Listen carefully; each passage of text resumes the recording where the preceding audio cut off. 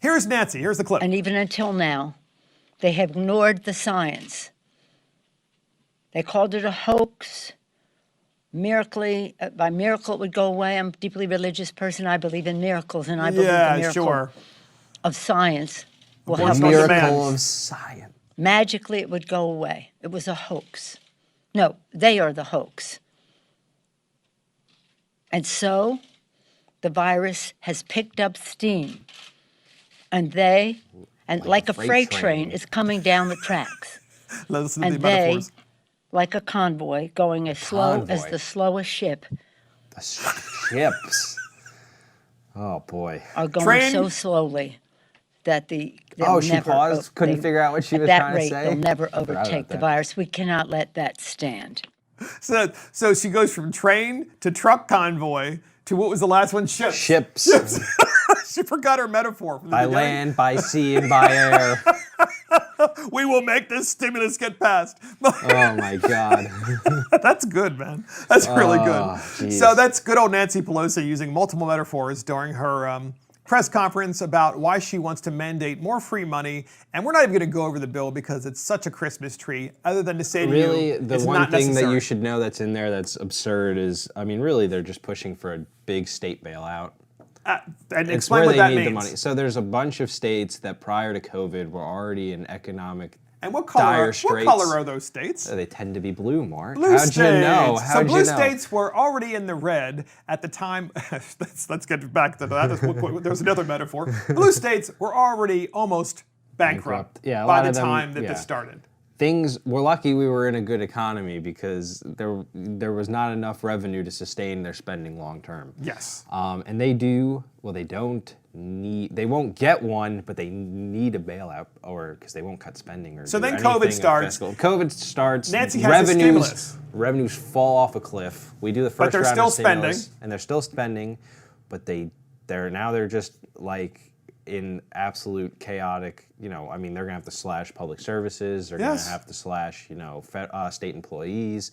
Yes. I mean, they're going to have to contend with all of the issues that have put them in this bad situation. But Nancy doesn't want to have them, she wants to bail out these blue states, so there aren't no political consequences for the issues that have gone on within a lot of these states. Well said. And that was probably one of the best metaphors I've ever heard used by Nancy Pelosi. Say it again. Would you say by land, sea, or air? It's really good. And that's it for Mark and the Millennials. Thank you for joining Mark and the Millennials. This is Mark Fisher.